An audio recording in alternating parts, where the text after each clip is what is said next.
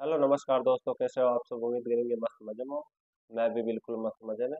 तो आज हमारे 10th क्लास 10वीं विज्ञान का पेपर हो चुका है। और पेपर उम्मीद से बहुत ही ज़्यादा आसान है। पेपर क्या, उम्मीद से बहुत ही ज़्यादा आसान है।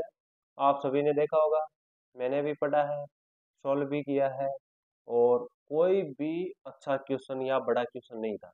लेकिन इतने आसान भी नहीं होने चाहिए, क्योंकि आपको पता है आसान भी या आसान में भी ज़्यादा गलती होने का चांस रहता है। क्योंकि हम ये सोचते नहीं कि इतना भी आसान आ सकता है। और हमारे 3 मॉडल पेपर पढ़े, उनका फायदा हुआ जरूर। तो देखते हैं। पहला क्वेश्चन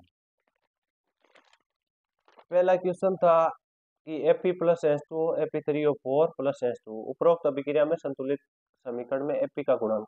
तो उत्पाद में तीन गुणांक दे रखा है, यानी तीन अणु दे रखे Fe के, तो संतुलित करते समय इसका गुणांक 3 होगा।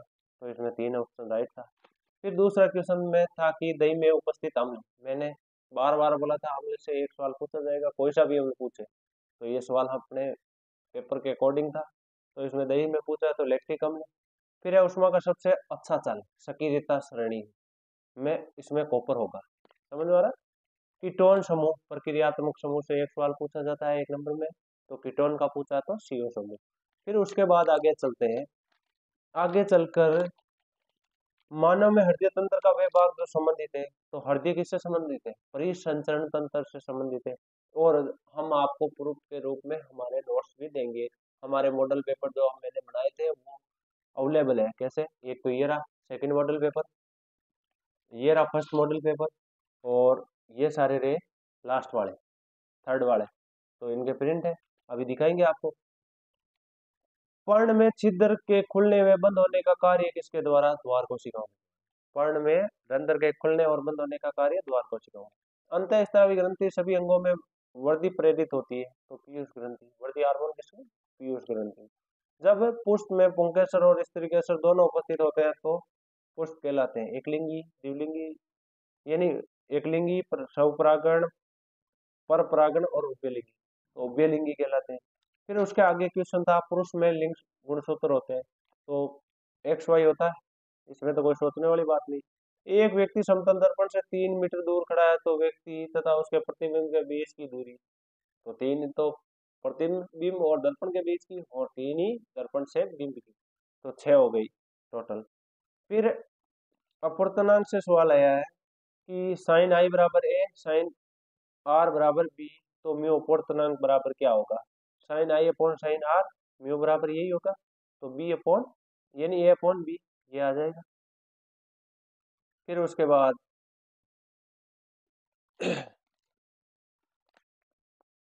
अग्रिम सूर्योदय और विलंबित सूर्योदय का कारण वायुमंडलीय अपवर्तनांक है। और उसके बाद है विद्युत उपकरण में भू संपर्कित तार, यानी अर्थिंग वाला तार किससे संबंधित है? तो सुरक्षा उपाय के रूप में होता है। धारावाही चालक के दक्षिण हस्त अंगुष्ठ नियम, तो चुंबकीय क्षेत्र की दिशा को बताता है।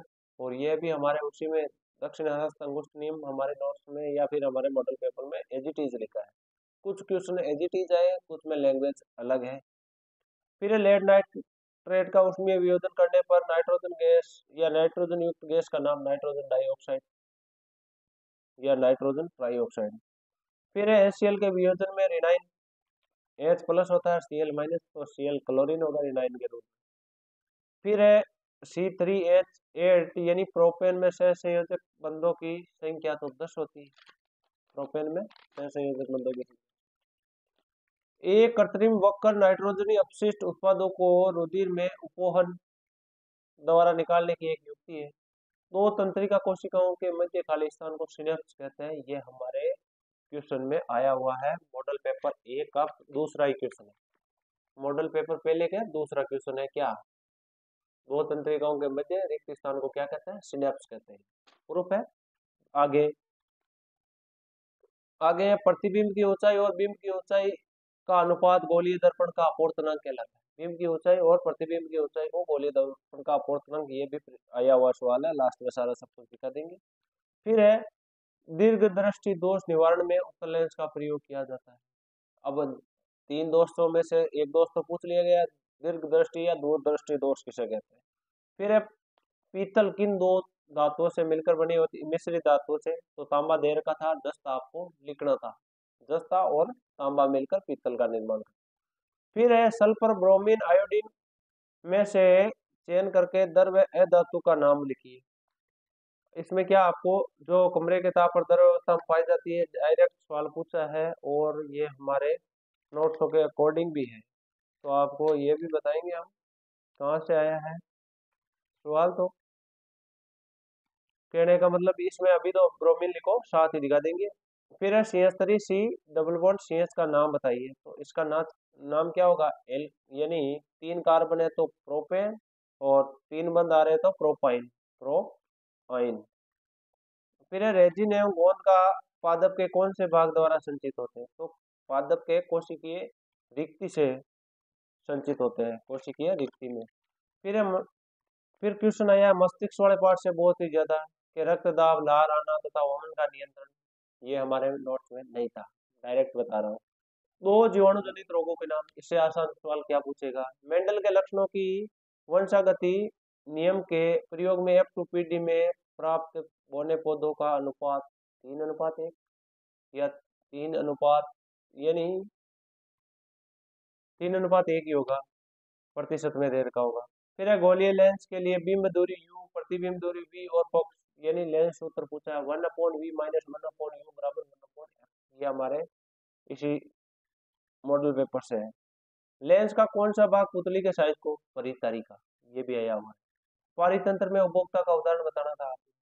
फिर है Na2CO3 2HCl, तो 2NaCl H2O प्लस CO2, तो इसमें रासायनिक नाम में सूत्र लिखना था NaCl और सोडियम क्लोराइड रासायनिक नाम। फिर धातु विद्युत की सुचालक होती है, तो ये प्रूफ करके आपको प्रयोगशाला परीक्षण के द्वारा बताना था। विद्युत अपघटनी परीक्षण में एनोड और कैथोड या इलेक्ट्रोडों के रूप में धातु लेनी थी, अशुद्ध धातु से शुद्धिकरण परिशुद्ध विद्युत अपघटनी परीक्षण आया है और मैंने चिल्ला चिल्ला कर बताया। फिर है जल की उपस्थिति में मेल, कपड़े पर साबुन लगाने पर कपड़ा साफ क्यों हो जाता है। जल की उपस्थिति में मेल, कपड़े पर साबुन, तो साबुन या अपमार्जक साबुनीकरण प्रक्रिया या साबुनीकरण रिएक्शन देखी होगी, किस प्रकार अभिक्रिया करती है, कौन से कण मिसेल बनाते हैं, उसके द्वारा कपड़ा साफ हो जाता है, कारण लिखना था। एथिन अणु की इलेक्ट्रॉन बिंदु संरचना, ये भी सवाल आया हुआ है। ये इसमें द्विव संकरण F2 वाला अभी बताया था। और कौन कौन सा है, मानव में नर जनन तंत्र आगे आएगा। फिर कौन सा आया है, ये साबुनीकरण की प्रक्रिया वाला आया हुआ है। और कौन सा आया है, फिर आया है गोलीय दर्पण किसे कहते हैं, आगे आएगा। फ्लेमिंग का वाम हस्त या दक्षिण हस्त अंगुष्ठ नियम, शनेल का नियम। और कौन सा आया है, आगे आएगा प्रतिरोध का एसआई मात्रक, तो इसमें एजिटिस दे रखा है प्रतिरोध का एसआई मात्रक। फिर देख रखा है बेकिंग सोडे का रासायनिक सूत्र या नाम, जो भी इसमें पूछा गया है। मानव नर जनन हार्मोन, और ये एथेन, यानी सॉरी एथीन का, वो आपके सहज संयोजक बंध वाला आया था ना, कितने सहज संयोजक बंध होते हैं, डायरेक्ट 5वें क्वेश्चन है, देख लो। ये तो इतने तो इसमें से है, और इसमें से कौन से है, मिसेल अणु की संरचना, लेंस सूत्र, और वक्रता त्रिज्या आर और फोकस दूरी में संबंध, वक्रता त्रिज्या आर और फोकस दूरी में संबंध डायरेक्ट। पीओपी का यह है प्लास्टर ऑफ पेरिस और बेकिंग सोडा, दोनों का यहाँ से देख लो, ये क्वेश्चन रहा 21वां क्वेश्चन है दोनों का। फिर है ओम का नियम, लास्ट में पूछा गया था, ये रहा अथवा में ओम का नियम। अपचयन पूछा है, अपचयन किसे कहते हैं, अपचयन। फिर आगे पढ़ते हैं गर्भ निरोधक की 2 विधियां, तो एक तो कंडोम और एक कॉपर टी। एथिन की इलेक्ट्रॉन बिंदु संरचना बना ली, C2H कितने 4, तो बना लेनी। फिर आपको पूछा है शुद्ध लंबे शुद्ध बौने पौधों में F2PD तक लक्षणों की वंशागति को चित्र द्वारा दर्शाना था, आपको चित्र के द्वारा बताना था कौन कौन से वो बनेंगे जो भी, और ये हमारे मॉडल पेपर के अकॉर्डिंग है। फिर 11वां क्वेश्चन, निम्न परिपथ में ए और बी के मध्य तुल्य प्रतिरोध, तो तुल्य प्रतिरोध में क्या है, पहला श्रेणी क्रम में, फिर समांतर क्रम में, फिर श्रेणी क्रम में। 3 + 3 6, 6 और 6 समांतर में है तो 1/6 1/6 2/6, इसका आएगा 3, 3 ओम + 3 ओम 6 ओम इसका आंसर होगा। फिर है धारावाही परिनलिका के भीतर और उसके चारों ओर चुंबकीय क्षेत्र रेखाओं को प्रदर्शित कीजिए, ये मैंने यहाँ पर अभी सोल्व किया है। यहाँ एन से निकलेगी, नॉर्थ पोल या उत्तरी ध्रुव से निकलती है, दक्षिणी ध्रुव में यानी जाती है दक्षिणी ध्रुव की तरफ, तो बना लेना था। फिर ये भी इसमें सवाल आया हुआ है। कचरा निपटान की समस्या के दो तरीके आप बता देना। आर श्रृंखला में विभिन्न पोषक स्तरों का संक्षिप्त में वर्णन करना था आपको आर श्रृंखला। फिर है प्लास्टर ऑफ पेरिस का रासायनिक नाम, अभी बताया था CaSO4 हाफ H2O। रासायनिक नाम पूछा है तो कैल्शियम सल्फेट हेमीहाइड्रेट। फिर है इसको जल यानी जल मिलाने पर प्लास्टर ऑफ पेरिस कठोर क्यों हो जाता है? क्योंकि यह जल के साथ अभिक्रिया करके जिप्सम बना लेता है CaSO4.2H2, जो कि सूखने के पश्चात कठोर होती है। फिर उसके बाद है बेकिंग सोडे का रासायनिक नाम। बेकिंग सोडा या खाने का सोडा NaCO3, जिसे कहते हैं सोडियम हाइड्रोजन कार्बोनेट। फिर केक मुलायम और स्पंजी क्यों होता है?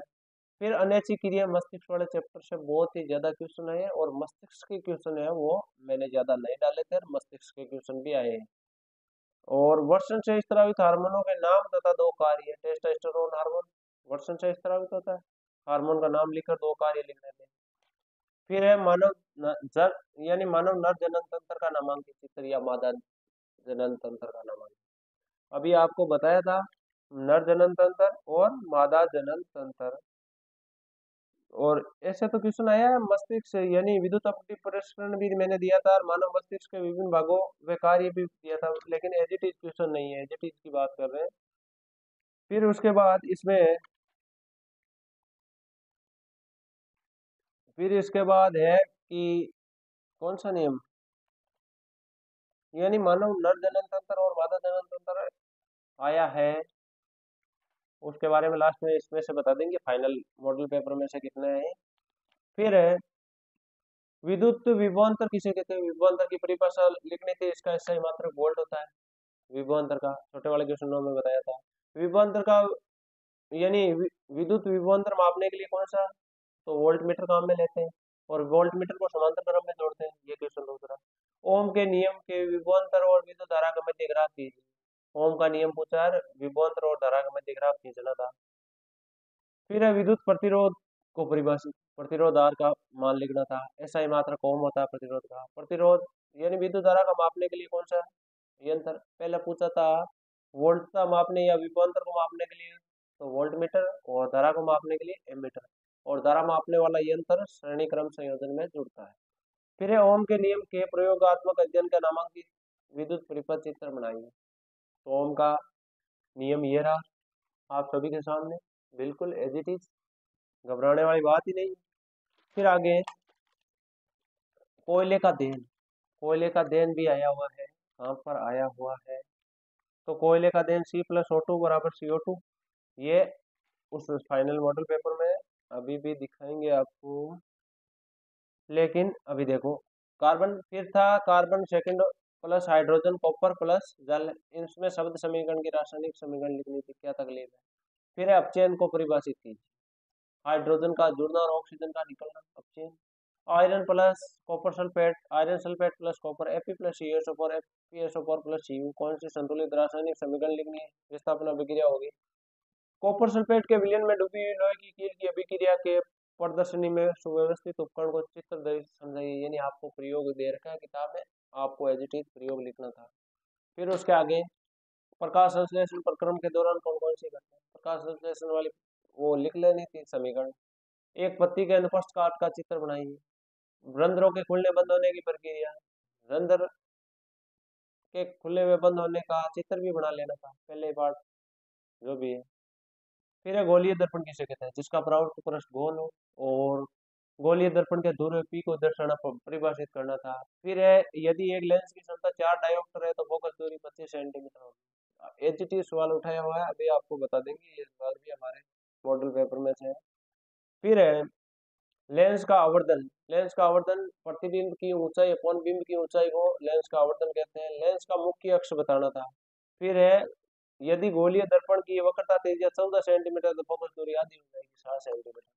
फिर उसके बाद ये पेपर समाप्ति की हो। इतना आसान पेपर था, बोलो क्या तकलीफ है? कुछ तकलीफ नहीं है। और ये पहले बोला था कि पेपर होने वाला है बिल्कुल आसान, और बिल्कुल आसान पेपर आया है, बिल्कुल आसान, समझ आ रहा। और हमारे कई स्टूडेंट ऐसे सुनने में आ रहा है कि 100 में से 100 आ सकते हैं, और आप में से कितने स्टूडेंटों के पेपर आसान हुआ वो भी कमेंट में बताओगे। अगर किसी के पर्सन में दिक्कत है वो भी कमेंट में बताओगे। दूसरी बात, अगर कुछ फायदा हुआ है तो भी लिख देना कि हाँ आपको या आपकी वजह से मेरे को फायदा हुआ है। अब रही बात की लास्ट फाइनल मॉडल पेपर के क्वेश्चन दिखाने दिखाने की, तो मैं पढ़ रहा हूँ। गोलीय दर्पण की फोकस दूरी और वक्रता त्रिज्या में संबंध, अभी आया था सवाल। लोहे की कील को कॉपर सल्फेट के विलयन में डुबोना था, आया हुआ है। और फिर कौन सा आया हुआ है इसमें से, प्रिज्म से प्रकाश का अपवर्तन विचलन कौन बताना था या प्रिज्म कौन बताना था, वो इससे आया हुआ है। फिर उसके बाद क्या है इसमें, एक तो आया एथीन की इलेक्ट्रॉन बिंदु संरचना, आप देख सकते हो। बिल्कुल प्रूफ चाहिए तो प्रूफ भी ले लेना। लेंस सूत्र, और इससे क्या है दक्षिण हस्त अंगुष्ठ नियम, और क्या है रंध्रों के खुलने और बंद होने की प्रक्रिया या कार्य रंध्रों के। एक आया बैंकिंग सोडे का रासायनिक नाम, समझ में आ रहा है। ऐसे तो मानव मस्तिष्क से है, लेकिन हम एजिटेज क्वेश्चन नहीं आने पर नहीं गिनेंगे। आगे, पुतली के आकार को नियंत्रित कौन करता है, तो परितारिका करती है, ये देखेंगे आप सवाल। बिल्कुल। दो तंत्रिका कोशिकाओं के मध्य खाली स्थान को सिनेप्स कहते हैं, बिल्कुल। और कौन सा क्वेश्चन है, स्नेल का नियम। फिर क्या आया है, ये लेंस की फोकस दूरी आई, यानी समता में बदलना। क्षण चुंबक के चारों ओर चुंबकीय क्षेत्र रेखाएं खींचिए, तो आया हुआ सवाल है ये, इसमें से फाइनल मॉडल पेपर की बात कर रहा हूँ। और क्या है, चार डायोप्टर क्षमता वाले अवतल लेंस की फोकस दूरी 25 सेंटीमीटर होगी, ये रहा देखिए, उल्टा पूछा है। बिल्कुल। फिर है विद्युत धारा का मापन की युक्ति एमीटर। और क्या पूछा है, और पूछा है जनन तंत्र का नामांकित चित्र, ये जनन तंत्र भी मैंने रेड पेन से लाइन भी की है, देख लेना।